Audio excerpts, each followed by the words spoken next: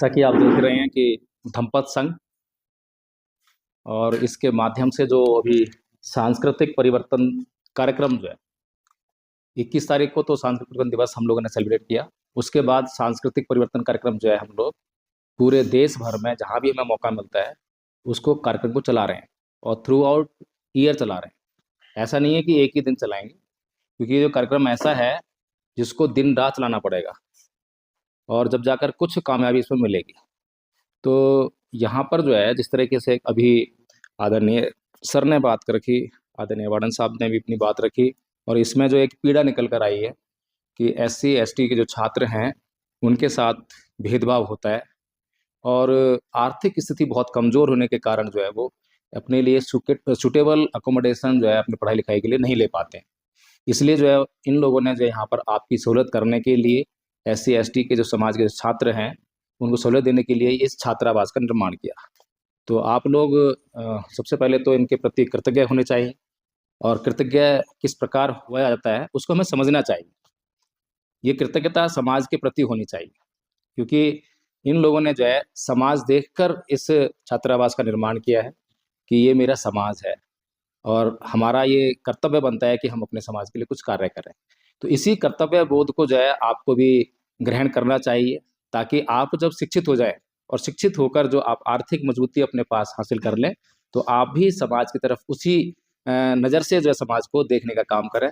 और वो तभी हो पाएगा जब आप जो है इसको फील करेंगे, इस मोमेंट को जो आप अभी जिसमें आप रह रहे हैं, पढ़ाई कर रहे हैं, इसको समझने का प्रयास करेंगे। केवल ये मोमेंट जो है आपके लिए BA MA करने का नहीं है, केवल नौकरी हासिल करने का नहीं है, बल्कि ये मोमेंट जो है अपने समाज का उत्थान करने का है। तो बाबा साहेब को आप सभी लोग जानते हैं। बाबा साहेब का सम्मान कौन कौन लोग करते हैं? ईमानदारी से बोलना, जांच होगी, जांच कर लें। अच्छा ठीक है। तो ये बताइए कि बाबा साहेब कौन से धर्म को मानने वाले थे? बौद्ध धर्म। आप में से कितने लोग बौद्ध हैं? आप में से कितने लोग बौद्ध हैं? हाथ खड़ा करो। अरे अभी तो कह रहे सारे सम्मान करते हैं बाबा साहेब का। सोचिए जी, सभी धर्मों का सम्मान कैसे हो सकता है? सत्य तो एक होता है ना, या सत्य जो है 10 होते हैं? धर्मनिरपेक्ष राज्य है, ऐसा जो है बाद में 42 से संविधान में जोड़ा गया था। ये बात ठीक है, और ऐसा जो है जोड़ा गया इससे नहीं, शब्द से कुछ फर्क नहीं पड़ता, बल्कि संविधान के जो आर्टिकल हैं, अनुच्छेद हैं, वो इसको बयां करते हैं कि वो सभी धर्मों की बराबर इज्जत करते हैं, रिस्पेक्ट करते हैं। ये बात ठीक है, वी मस्ट डू दैट, हमें वो करना चाहिए। हमें किसी का अपमान करने का कोई हक नहीं, सही बात है। लेकिन हमें जो है अपनी तरक्की के लिए क्या जरूरी है उसको भी नज़रअंदाज नहीं करना चाहिए। अब बैठिए आप। तो बाबा साहेब महानतम हस्ती थे भारत की महानतम हस्ती थे या विश्व की? अच्छा, महानता की अगर बात करें तो बाबा साहेब जो है भारत के अंदर आपको उनके बराबर या उनके आसपास कोई महान व्यक्ति दिखाई देता है? कोई नहीं दिखाई देता।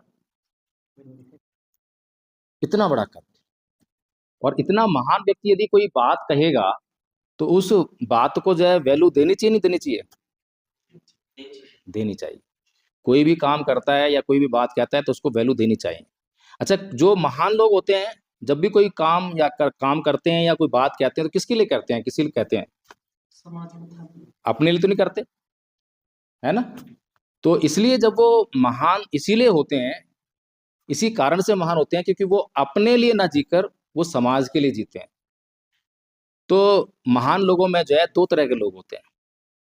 कई बार हम गलती से जो राजनीतिक लोग होते हैं उनको भी महान मान लेते हैं, समझ लेते हैं, लेकिन सही मायने में महान कौन? एक राजनीतिक व्यक्ति या एक सामाजिक उद्धारक? समझ में आता है?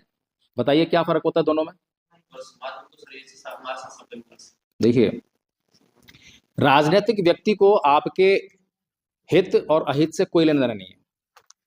आपका भला हो रहा है, आपका बुरा हो रहा है, उससे कोई मतलब नहीं है। उसे किस बात से मतलब है कि आपका वोट उसे कैसे मिले। अगर उसको लगता है कि जिन लोगों के बीच में वो आज बात कर रहा है, बैठा हुआ है, वे लोग शराब पीने वाले लोग हैं, तो वो उनको ये नहीं कहेगा शराब मत पी। कहेगा क्या? क्या करेगा?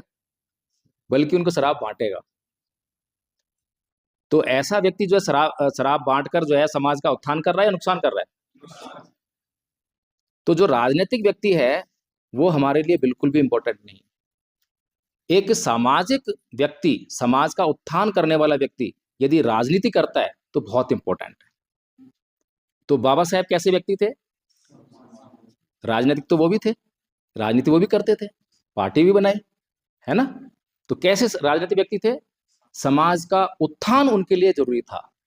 उन्होंने कभी इस बात की परवाह नहीं की कि मैं जो कह रहा हूं और जो मैं कर रहा हूं समाज उसको स्वीकार करेगा या नहीं करेगा, समाज क्या कहेगा, समाज को अच्छा लगेगा या बुरा लगेगा। उन्होंने कभी इस बात की परवाह नहीं की। लेकिन एक राजनीतिक व्यक्ति हमेशा जो है इस बात की बहुत परवाह करता है। जब वो मंच पे खड़ा होकर भाषण देता है तो वो इस बात को देखता है कि सामने वाले लोग जो हैं क्या चाहते हैं, तो जो वो चाहते हैं वही बोलता है वो। ऐसा ही है ना? वो कभी भी वो बात नहीं बोलेगा जो उनको बुरी लग जाए। अगर उसके बोलने में उनका नुकसान होता है तो नुकसान करेगा वो, उससे फर्क नहीं पड़ता। अगर सामने बैठी हुई भीड़ को हिंसा पसंद है तो वो हिंसात्मक ही बोलेगा। लेकिन एक समाज का उत्थान करने वाला व्यक्ति कभी भी गलती से भी कभी गलत काम नहीं करेगा, कभी भी गलत बात नहीं कहेगा। इसीलिए परम पूज्य बाबा साहब डॉक्टर भीमराव अंबेडकर की जो वैल्यू है वो और भी बढ़ जाती है, क्योंकि उन्होंने कभी भी इस बात की परवाह नहीं की कि उनके समाज के लिए जो काम कर रहे हैं, जो बात कह रहे हैं, वो समाज उसको स्वीकार करेगा या नहीं करेगा, समाज को वो अच्छी लगेगी या नहीं लगेगी। तो ऐसे कौन कौन से काम किए बाबा साहेब ने जो समाज को अच्छा नहीं लगा? आपको मालूम है? नहीं मालूम? आप लोग वैसे अपना स्टडी कर रहे हैं इसलिए आपको टाइम नहीं मिलता होगा, लेकिन यूट्यूब पर बहुत सारे वीडियो यूट्यूब देखते हैं आप लोग? 1905 में ये मुद्दा आया था। उसके बाद जैसे हमारे भीमराव अम्बेडकर ने मांग की कि एसटी एससी के अलग से सीटें दो, तो उसके बेस पे अगर धीरे धीरे कहीं ना कहीं ये भी हो जाता है कि एसटी एससी का जो देश है अलग ही टूट जाता है इंडिया से। मेरे कहने का मतलब ये है। तो वहां पे गांधी जी ने उनको बताया था कि ये चीजें मत करो और हम आपको एक्स्ट्रा सीट देके आप इंडिया में ही रहो और अलग मत करो एसटी एससी समाज को। ये है मेरे कहने का मतलब सर। वहाँ पे बाबा साहब जी की जी, गलती है। थोड़ा गलती तो नहीं कह सकते हम इसे, उन्होंने हमारे हित के लिए ही कहा था। बट लेकिन अगर इनकेस ये होता तो शायद आज पता नहीं देश का क्या होता है, ये मुझे क्या समझ होना चाहिए था उसमें सर होना तो वही चाहिए जो गांधी जी ने किया था। अच्छा था इनका गांधी कि जी का हाँ व्यू जी अच्छा था जी। कि पर लेकिन मतलब इनका भी हमारे जो भीमराव अम्बेडकर जी इनका भी कोई गलत गलत मत नहीं था, क्योंकि हमारे साथ बहुत सारे भेदभाव हो रहे थे सर ना एक्चुअली उस गांधी टाइम। जी का जो व्यू था जी जी जी। वो क्या था कि तुम जो कि है यहीं पर रहो, जी कुर्सी जी पे हाँ भागो, जी, और ये हमारे साथ भाग लो आप, मतलब हमारे साथ ही जी रहो। जी, ये जो इलेक्शन व्यू में आप था, हमारे साथ भाग लो। जी ये सर। व्यू आप कह रहे हैं सही था। जी जी जी। जब हम चीजों को अच्छी तरह से नहीं समझते हैं तो हम जो हमारा बुरा करने वाला व्यक्ति होता है उसके षड्यंत्र का शिकार हो जाते हैं। और ऐसा ही होता है, राजनेताओं के षड्यंत्र का हम शिकार रहे। इसीलिए पिछले 70-75 साल से भारत का आजाद होने के बाद, संख्या में बहुत अधिक होने के बाद भी ये जो समुदाय है राजनीतिक शोषण का शिकार है। किस लिए है? क्योंकि जो राजनीतिक लोग हैं वो इस समाज को किसी ना किसी तरीके से अपने षड्यंत्र में फांस लेते हैं। तो इस बात को समझना चाहिए। बाबा साहेब का लक्ष्य क्या था और गांधी जी का लक्ष्य क्या था, ये हमें समझना पड़ेगा। गांधी जी उस समय जो है बाबा साहेब से किस तरीके से जो है कोऑर्डिनेशन कर पाए या नहीं कर पाए, या क्या उनके संबंध थे, इसको भी समझना चाहिए। बाबा साहेब जातिवाद से पीड़ित थे और जातिवाद को उनसे अधिक बेहतर कोई नहीं जानता। एक बार गांधी जी ने ये कहा था कि अंबेडकर तुम तो इस जाति में पैदा हुए हो, लेकिन मैं तो इस जाति में पैदा नहीं हुआ, लेकिन जितना अधिक भला इस समाज का, इस जाति का मैं करना चाहता हूं शायद तुम भी नहीं करना चाहोगे, तुम भी नहीं करते हो, ऐसा कुछ कहा था। तो बाबा साहेब ने एक बात कही थी कि गांधी जी, दाई और जाई में फर्क होता है, दाई और जाई में फर्क होता है। तो जो बच्चा है, बच्चा पैदा करने का जो दर्द है वो जाई जान सकती है, दाई नहीं जान सकती। समझ रहे हैं? तो तुम दाई हो सकते हो इस समाज की, लेकिन जाई तो मैं हूं। तो समझ में आ रही है बात? तो इसलिए बाबा साहेब को किसी भी पॉइंट पर गलत कहना हमारे लिए तो बस की बात नहीं है। गलत कहने के लिए तो पहले तो उनके बराबर स्टडी करना पड़ेगा, उनके बराबर नहीं, कुछ तो करना पड़ेगा। अधिकार है हमें, बाबा साहब ने ये कहा ही नहीं है कि तुम कभी सोचना मत, तुम आंखें बंद कर लेना, जो मैं कह रहा हूं उसी को मान लेना, कभी नहीं कहा। हमारा कोई भी महापुरुष, बहुजन समाज का कोई भी महापुरुष कभी भी ये बात नहीं कहता कि आंखें बंद कर लो और जो मैं कह रहा हूं वही मान लो, बल्कि केवल यही एक समाज ऐसा है जिसके महापुरुष ये कहते हैं कि किसी भी बात को इसलिए मत मान लो कि मैं ही कह रहा हूं, उसको पहले जांच लेना, परख लेना, तब मानना। तो हम लोग बात कर रहे थे कि परम पूज्य बाबा साहब doctor Bhimrao Ambedkar political personality और सोशल पर्सनैलिटी, इसके बारे में बात कर रहे थे। तो हमारे लिए जो है बाबा साहेब बहुत इम्पोर्टेंट हैं, और बाबा साहेब के बाद जितने भी लोग अभी इस समाज में पैदा हुए जो ये दावा करते थे कि हम सामाजिक हैं, हम सामाजिक नेता हैं, कोई सामाजिक नेता दिखाई देता है आपको उनके बाद? कोई दिखाई देता है? क्यों? बहुत से नेता हुए। कांसीराम जी कैसे नेता थे, सामाजिक या राजनीतिक? हैं? सामाजिक थे या राजनीतिक थे कांसीराम जी? कांसीराम जी को नहीं जानते आप? बहुजन समाज पार्टी के संस्थापक, जानते ही नहीं है? बताओ, कांसीराम जी को नहीं जानते आप? देखिए हम लोग क्यों फेल हैं, हम लोग अभी भी अत्याचार क्यों झेल रहे हैं? पिछले 75 साल में संविधान में हमें सारे अधिकार मिल गए, लेकिन वो अधिकार में मिल क्यों नहीं रहे हैं? संविधान तो मिल गए, लेकिन रियल में क्यों नहीं मिल रहे हैं? आज भी आपके ऊपर जो है किसी को जातिवादी अत्याचार करने का साहस कैसे हो जाता है? कैसे हो जाता है? आज भी किसी को बाबा साहेब का अपमान करने का साहस कैसे हो जाता है? आज भी सुप्रीम कोर्ट के चीफ जस्टिस के ऊपर जूता फेंकने की हिम्मत कैसे हो जाती है? कैसे?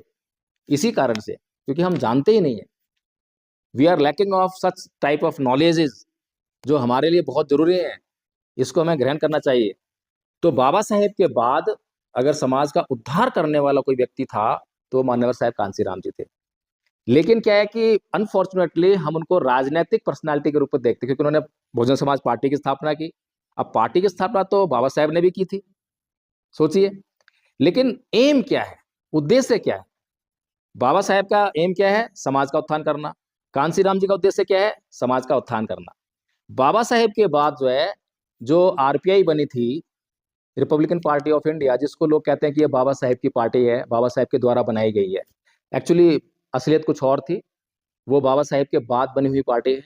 तो आरपीआई के लोग जो हैं, जब साहेब मान्यवर कांसीराम जी जो है इस मूवमेंट में बाद में जुड़े, बाबा साहेब के बाद जुड़े, तो जब उनको ये मूवमेंट समझ में आया और जब वो जुड़े तो आरपीआई के लोगों को उन्होंने ज्वाइन किया। आरपीआई के लोगों को ज्वाइन किया तो आरपीआई के लोग जो हैं एक समय पर एक संत गाड़गे धर्मशाला है, वहां पर कांग्रेस और उनके बीच में एक पैक्ट हुआ, और उसमें आरपीआई के लोगों ने जो है एक सीट के ऊपर जो है कांग्रेस को पूरे देश में समर्थन दे दिया। ठीक है, तो क्यों दे दिया? क्योंकि आरपीआई के लोग ये बोलने लगे थे कि फूले अंबेडकर की विचारधारा पर चलकर हम एमएलए एमपी नहीं बन सकते, ये कहने लगे वो। ये बात सही है या गलत है कि फूले अंबेडकर की विचारधारा पर चलकर हम एमएलए एमपी नहीं बन सकते? ये बात सही है गलत है? सही है। तो कोई इंसान राजनीति कर रहा है, तो अगर वो पर्सपेक्टिव से चलेगा सब, तो वो नहीं कर पाएगा। कांसीराम जी ने किसको फॉलो किया? कांसीराम जी ने भाई इस बात को सुना तो बड़े दुखी हुए, कह रहे यार ये कैसी बात कर रहे हैं, फूले अंबेडकर की विचारधारा तो इतनी महान विचारधारा है, इससे तो समाज का उत्थान हो सकता है, और ये लोग बोल रहे हैं कि ये एमएलए एमपी नहीं बन सकते हैं। फर्क था, समझने में फर्क था। चीजों को मैंने कहा था कि हम लोग समझते नहीं है, जब तक हम किसी चीज को समझेंगे नहीं, सत्य को जानेंगे नहीं, तो उसको अमल में नहीं ला सकते, और जब तक किसी चीज को समझकर हम अमल में नहीं लाएंगे तो वो हमें लाभ नहीं दे सकती। तो फूले अंबेडकर की विचारधारा आरपीआई के लोगों के लिए किस लिए थी? एमएलए एमपी बनने के लिए। अगर किसी को एमएलए एमपी बनना है तो क्या करना पड़ेगा? वोट प्राप्त करना पड़ेगा। उसके लिए क्या करना पड़ेगा? वोट प्राप्त करने के लिए उसके लिए केवल एक ही नीति है, साम दाम दंड भेद। समाज को झूठ बोलो, समाज को मूर्ख बनाओ, समाज को बेचो, जो इस बात में माहिर होगा वो एमएलए एमपी जरूर बन जाएगा। और ऐसा होगा ना, ऐसा ही होता है। तो आरपीआई के लोग क्या कह रहे हैं कि हम लोगों को तो झूठ बोलना है, और बाबा साहब कह रहे हैं कि नैतिक जीवन धारण करना है, झूठ नहीं बोलना है, बौद्ध धर्म अपनाना है। और कांसीराम जी क्या कर रहे हैं? कांसीराम जी कह रहे हैं कि फूले अमृत की विचारधारा जो है इतनी श्रेष्ठ विचारधारा है कि इससे हम लोग जो है अपने उत्थान कर सकते हैं। तो वो क्या करते हैं, फर्क है दोनों में। आरपीआई के लोग खाली एमएलएमपी बनना है, और कांसीराम जी जो है इस विचारधारा का इस्तेमाल करके पहले क्या करते हैं, राजनीतिक पार्टी नहीं बनाते, क्या करते हैं, पहले वाम से बनाते हैं सामाजिक संगठन, फिर DS4 बनाते हैं सामाजिक संगठन, समाज को तैयार करते हैं, समाज को तैयार करते हैं किससे, आइडियोलॉजी से, कि बाबा साहेब की आइडियोलॉजी है। क्या बताते हैं समाज को कि देखो भाई तुम्हारी संख्या क्या है, 85% है, इसमें जो है बहुजन समाज की संख्या 85% है, और जो ये समाज जो तुम्हारे ऊपर शासन कर रहा है इसकी संख्या क्या है, 15% है। यानी कि 15% जो है 85% के ऊपर शासन कर रहा है। तो हमें इसको बदलना है। इस चीज को जब समाज के भीतर वो लेकर गए, लोगों को समझाया, और जो लोग जातिवाद से अधिक पीड़ित थे तो उन्होंने अधिक जल्दी समझ लिया। जो कम पीड़ित थे, वो जो मौज में रहता है आदमी, जो मौज में रहता है आदमी, जिसको आराम रहता है, तो वो काम नहीं करता। काम कौन करता है, जिसको पीड़ा होती है, जिसको भूख लगेगी वो भूख मिटाने के लिए काम करेगा, जिसको भूख नहीं लगी है या जिसको खाने के लिए आराम से मिल रहा है वो भूख मिटाने के लिए काम नहीं करेगा। तो इसीलिए जो है कांसीराम जी ने उस मूवमेंट को सामाजिक मूवमेंट बनाया था, केवल राजनीतिक मूवमेंट नहीं था। राजनीति जो है उनके लिए एक साधन थी। क्या थी वो, साधन। किसके लिए साधन थी, समाज के दुख दर्द को दूर करने के लिए, समाज का उत्थान करने के लिए एक साधन थी। इसलिए मान्यवर साहब कांसीराम जी बाबा साहेब की तरह एक सामाजिक उद्धारक थे, समाज का उद्धार करने वाले थे। ये हमें अच्छी तरह समझ लेनी चाहिए।